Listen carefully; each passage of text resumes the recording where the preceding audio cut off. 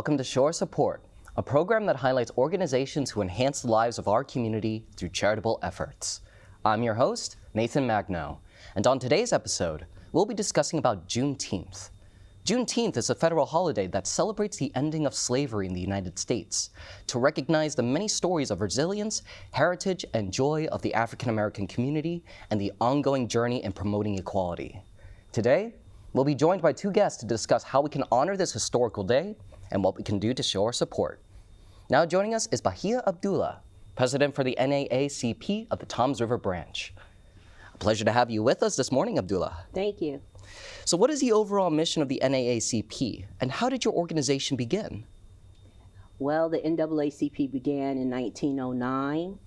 It was founded in New York City by a group of like-minded individuals who came together really to combat the issue of lynching. And as a result of that, the organization, became what it is now today, the National Association for the Advancement of Colored People.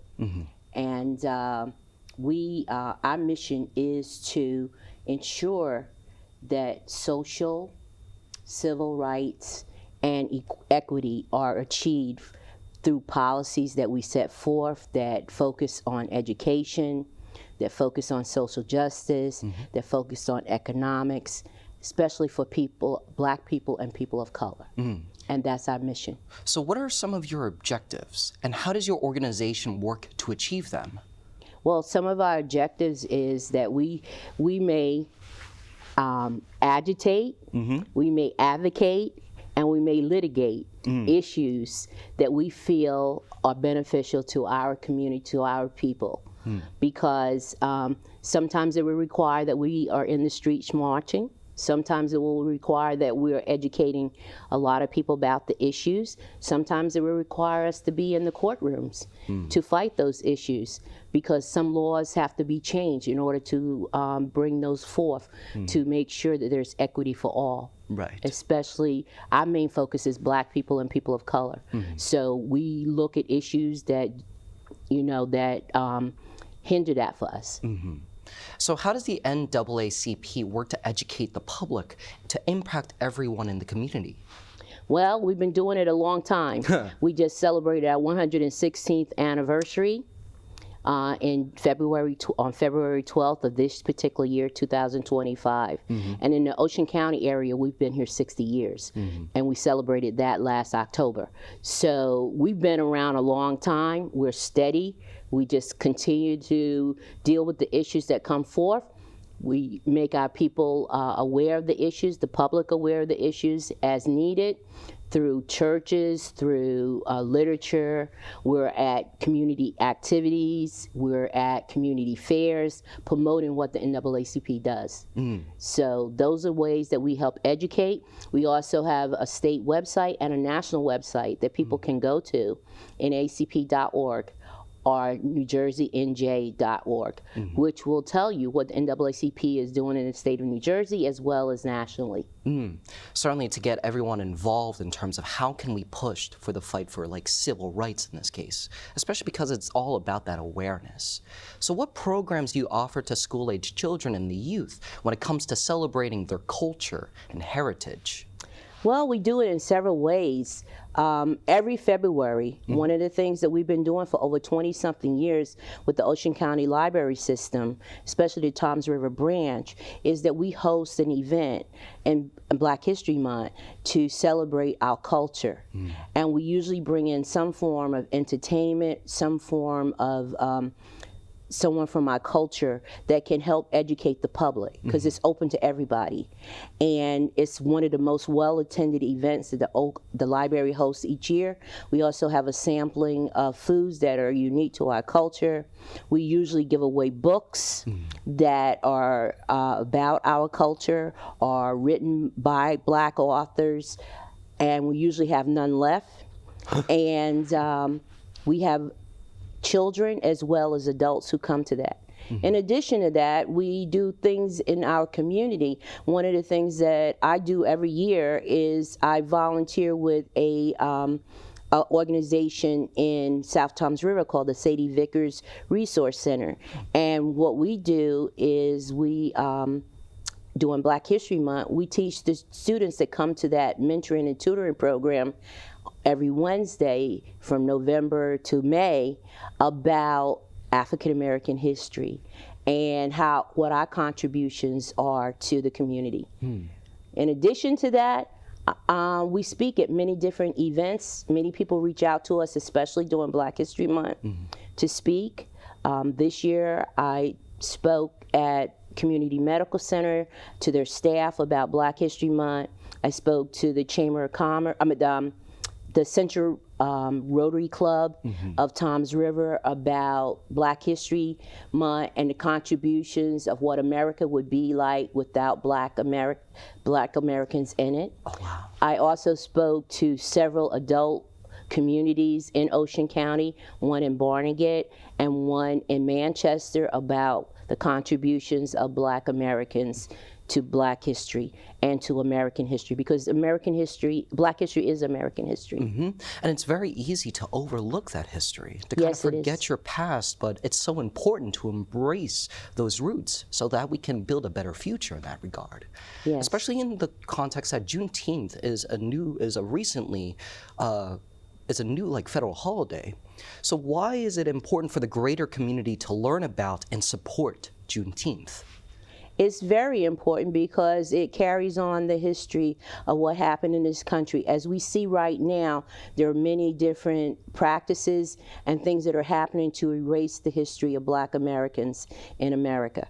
And so celebrating and having this as a national holiday means that it will always be at the forefront, that people will not forget that in 1865, that the last group of Blacks in America found out that they were free slaves.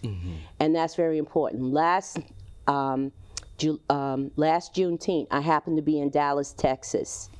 And as you know, that's where Juneteenth was founded, was in Galveston, Texas. And that was by Dr. Opal Lee, who was a former history teacher. I got to be at an event and witness the celebration of the work that she had done to help make Juneteenth a reality. She's 98 years old this year.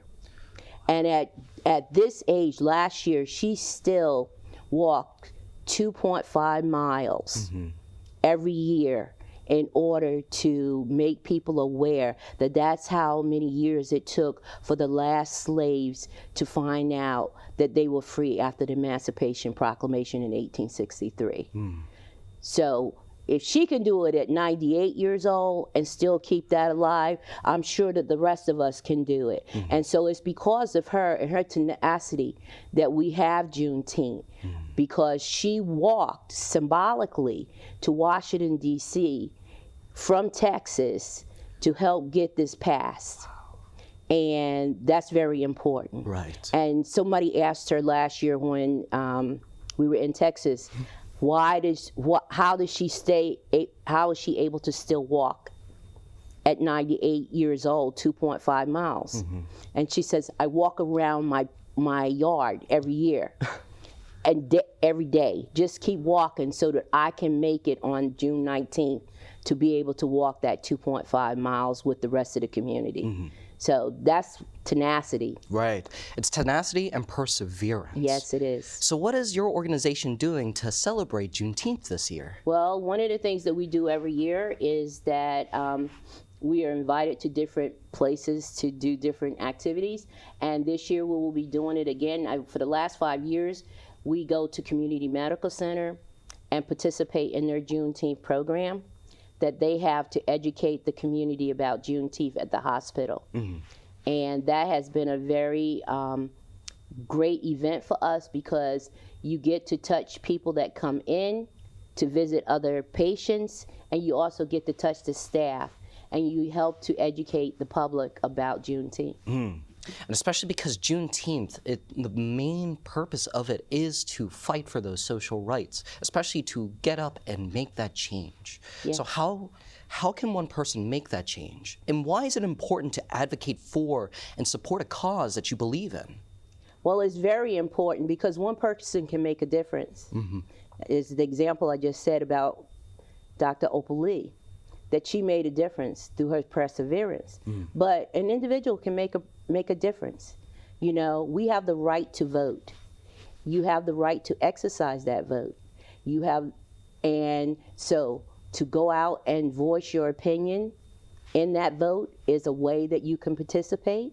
Also, by educating others about issues is a way that you can help educate the public and make a difference. Educating our children about their history is a way that you can make a difference. Because as long as we tell the story of Black history, which is American history, it will not be changed. But if we allow people to change it in the books and things like that without questioning why they're changing it, then we are subject to whatever is written. Right. So we must tell our own history. We can't rely on other people to tell our history. It's an ongoing promise to write it for ourselves. Yes. So how does your organization inspire future generations to continue to fight for their rights? Well, we have youth councils throughout the state of New Jersey and the country that are NAACP. They're on college campuses. They're on, some of them are locally, into different towns in the state of New Jersey. In fact, one of the things we just did statewide with the NAACP is our Princeton University College chapter just hosted the gubernatorial forum in which they invited all gubernatorial candidates for this year to come. It was a very well attended event supported by all the branches throughout the state of New Jersey as well as the youth councils. And that is one of the ways that, we can help keep telling the story. The youth of our future. If we don't help bring our youth forward, it will die. Right. Because a lot of our organizations are aging. A lot of the civil rights activists are older. And so it is our obligation to teach our younger people about the issues and how to go about preserving those things that we fought so hard for. To show them that relevance so that it's at the forefront of their mind. Yes. So how can someone get involved with or participate to help out in your organization? Well, they can reach out to us. You can go to our national website and become a member of the NAACP, NAACP.org. It's $30 a year for a membership. And or you can go to our state website, NAACPNJ.org, or you can contact us, the Toms River Area NAACP, at 609-698-3198. Wonderful. Well, thank you so much, Bahia, for your insight on this, because we all have that ongoing commitment to make that change for ourselves. Yes. So thank you for your insight. Thank you. We'll be continuing our conversation with Dr. Henry Jackson from Ocean County College right after this.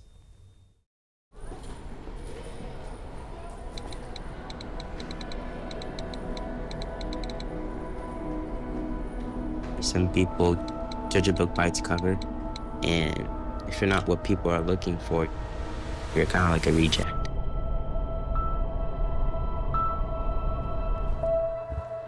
At school, it feels like everyone's staring at me and I'm just kind of not really a person. Sometimes I can't believe that you could be proud of me if I'm not proud of myself. It just was hard today. Nobody was listening to me. Think of our best times together. Let's do more of that. Try to understand me more, and I'll try to do the same. Listening is a form of love. Find ways to support your kids at soundidouttogether.org.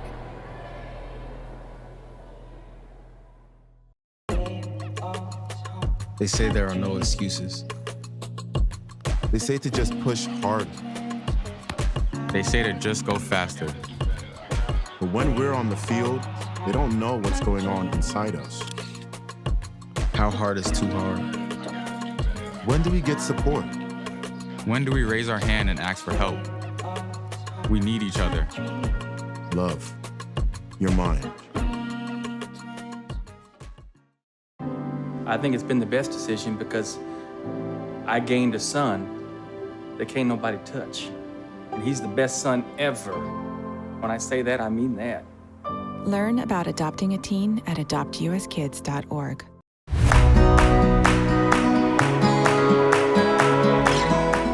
Welcome back to Shore Support. I'm Nathan Magno, and with me now is Dr. Henry Jackson, Professor of English, Education, and Program Chair for Student Success at Ocean County College. Welcome to the morning, Professor. Thank you for having me.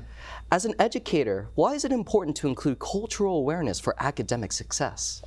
Well, I think it's important to include cultural awareness for academic success is because culture is a very interesting aspect of our lives, right? We all have some element of culture. Culture is influenced by our religion, it's influenced by our family, it's even influenced by our education. And I think we really, as a society, need to be aware of cultures because cultures are constantly changing. They're not static, right? Mm-hmm. They're not the same all the time. And with the growing population of immigrants coming into the United States, we need to understand who they are, how we can help them, and how they can be incorporated into our American culture. Mm-hmm. Especially because culture, especially with that change, comes alongside the stories that we tell. What role does storytelling play in keeping one's cultural traditions? Storytelling is very important in keeping cultural conditions, but also it can be a negative impact for only having one story, right? If there's only one American story and it doesn't include all the cultures that contributed to it, then is that really the real story of the culture that we're dealing with, the culture that you're involved with? So having that one story is limiting our ability to understand all the things that are truly contributing to the culture. Mm-hmm. Especially because with stories, it's very important to keep in mind with that sense of immersion and that open-mindedness, that you're not just limited to one, but you have to be open to all. Yes, and there's a problem with having only one narrative being told. You're only getting one side of the story, right? Mm-hmm. In English, we talk about first person, and if you're writing from a first person point of view, you're only giving your point of view. Can that character be trusted? Can that person be trusted if they're only telling if they're only telling their side of the story and not including the other aspects of it? Right, and I can assume that annoyance, especially when growing up, having to listen to your parents' same stories over and over again, is why we may not be so in tune with today's culture in that case. So how can we inspire those younger generations to celebrate and take pride in their own cultures? Well, I think we have to include diversity in the conversation, right? Because we have to accept that there are different people, there are different ways of interacting with people. We have a lot of different cultures and races in the United States that we have to be able to understand. And with all the immigration that's going on, we're even getting more unique cultures. You have Ukrainians in America, we have Ethiopians. You know, I was in Minnesota, Minneapolis, and there's a large African group of refugees that are in Minneapolis. Mm-hmm. You know, so there's a large Ukrainian group of immigrants in Toms River. Mm-hmm. Also, we have a large Hispanic population in Toms River. And then not only that, even within those groups, there are different minority cultures that exist, right? There's Mexican culture, there is Puerto Rican culture, there's Dominican, right? So there's even within those larger titles, there's other things going on that we really need to consider. And also, as part of our educational process, we need to expose students to more information, what we call in creative thinking, divergent thinking, right? Divergent information. We come with all this convergent information that we have through all these years that we educate ourselves, but then there's this other stuff that comes in. And how are you accepting that? And how are you incorporating that divergent information into your understanding of what's going on? Right, and especially as you mentioned earlier on regarding about that diversity, it's important for us to recognize the importance of such, especially because recently Juneteenth was added as a new federal holiday. For clarification, what is Juneteenth exactly? What do we celebrate it for? Well, Juneteenth is celebrated because that's when the slaves in Texas in 1865, 2 years after the Emancipation Proclamation was signed by President Abraham Lincoln to free the slaves in the Union. I'm sorry, to free the slaves that were in the South, who were against the Union, who were stepping away from the Union, those Southern states. So Juneteenth, it took them 2 years for the generals, for the army to get to Texas to let them know that they were actually free. You got to remember something too. In that time, people walked. So we didn't have cars and we didn't have jets and airplanes and trains. You know, so it took them almost 2 years to get from Washington D.C. to Texas to let those who freed slaves who did not know they were free, not let them know on June 19th that they are actually free. And actually during that same time, the 13th Amendment was ratified too. So, you know, freeing all slaves throughout the United States of America. Right, and especially when it comes to holidays, it's all about honoring those historical roots. But just as much as with the times change, so too is how we perceive the holidays that we celebrate.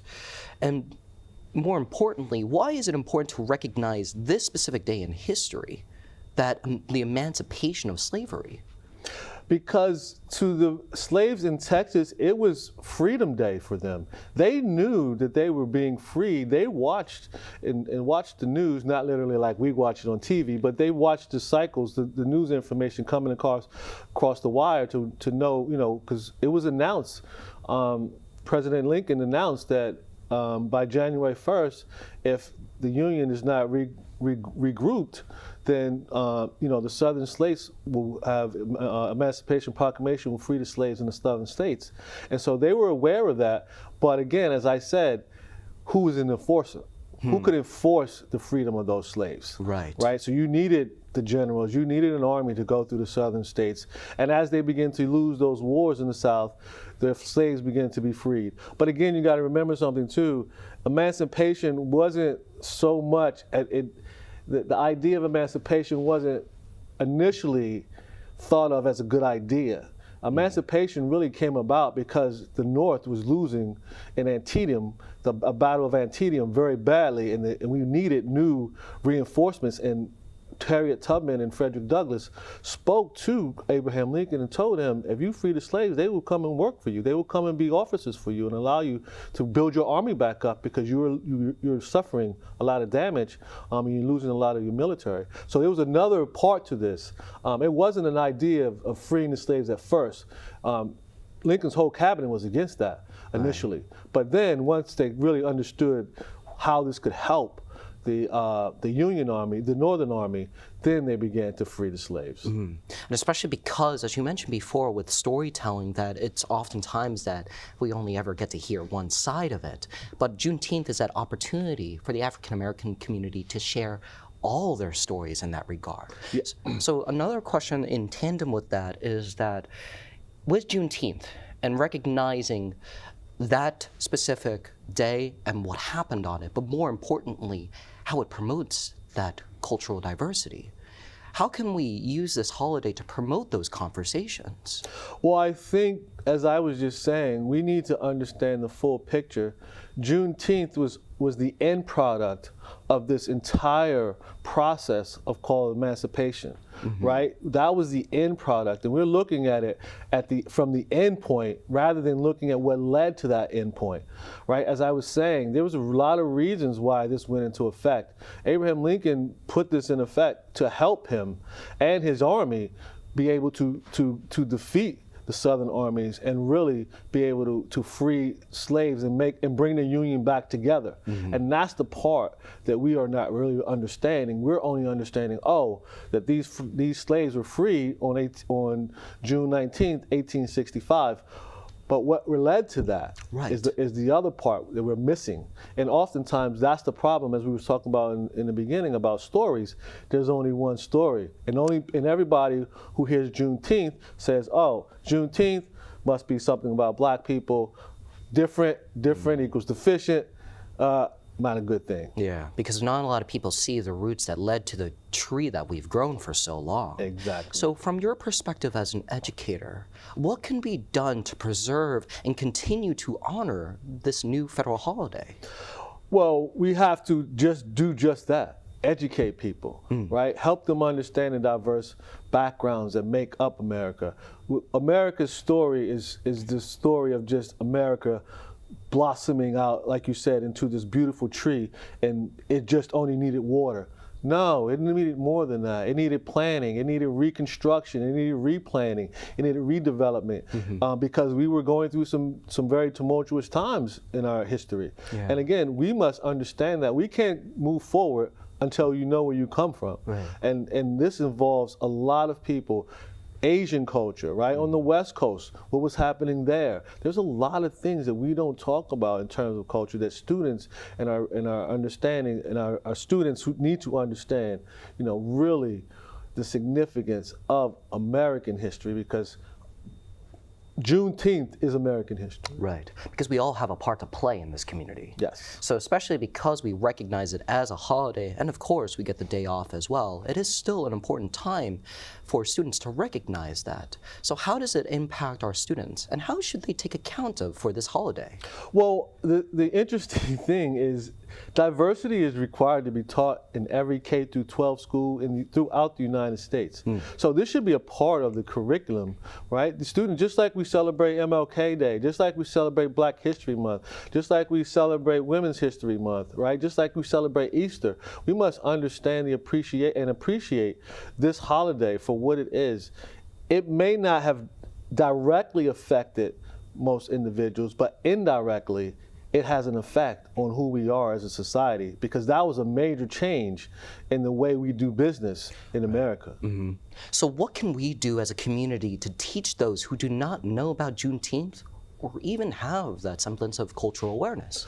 Well, I think we need to, again, speak on it more often than just on the day, right? Because every grade, K through 12, teaches a history class, right? And this is a part of history. This is a part of the Reconstruction in America. So it should be included in the history lessons and taught as a positive thing, not a negative. It should be, something that, this is the country moving forward. We always talk about in America how we are moving forward. This is an example of a change that we made, and also, not only was it a change in the way we did business, but it affected the Constitution. The 13th, 14th, and 15th Amendments were ratified as a result of this Emancipation Proclamation process. So for someone who's for our audience, what advice would you give to someone looking to expand their cultural awareness? I would definitely tell them to study Abraham Lincoln and the Emancipation Proclamation and the Battle of Antietam. And also look at Frederick Douglass and Harriet Tubman. A lot of people don't realize the influence that they had over Abraham Lincoln. He met with those two quite often, and Harriet Tubman actually was a general in the Army. She had she led several battalions of infantrymen appointed by Abraham Lincoln. So again, really understanding what Emancipation Proclamation is, that Civil War time in America, and really helping them understand what this did and how this made a positive change in the way America does business. Right. Wow, that's so much to take in consideration, to kind of change the conversation, but also to understand what it means to us in these changing times. Well, thank you so much, Dr. Henry Jackson, for your insight. Thank you for having me. How far we've come today. And promoting and celebrating equality and freedom is a living commitment that we all share responsibility in learning from and allying with our respective communities, all in the pursuit to enact justice and eliminate racial discrimination. For Shore Support, I'm Nathan Magno, and thank you for watching.